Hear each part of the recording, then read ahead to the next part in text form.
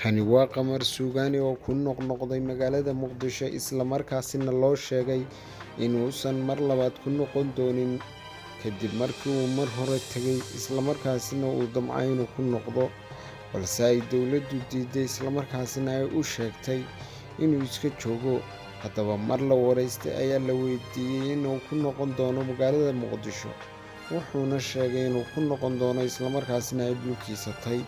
Haddaba waxaa lagu adkeeyey in dowladdu haddaba ay xidhayso haddii uu ku noqdo, wuxuuna sheegay in si kastoo dhacdaba uu tegi doono magaalada Muqdisho, cagihiisana saari doono, aysanna tahay dhulkiisa hooyo. Haddaba qamar suugaani ayaa haatanba ku maqan magaalada Muqdisho, iyadoo la filayo inuu ka iman doono maalmaha soo socda.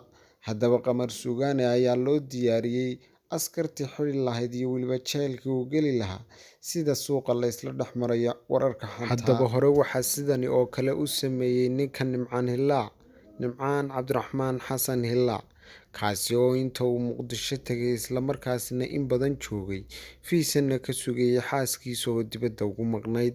Ninkanna waa isla sidii oo kale qamar suugaaniye, waana qamar suugaani oo inta uu xaaskiisii ay isku fanaaniinta ahaayeen furay, u tegay xaas kala guursadayna gabadh Nasiim laydhaa oo dibadda ku maqan, isla markaasina ka doonaya fiise, kana sugaya si ay u geyso United Kingdom, waa Ingiriiska ama England, si uu u tago London u caga dhigtana waxa uu tegay magaalada Muqdisho.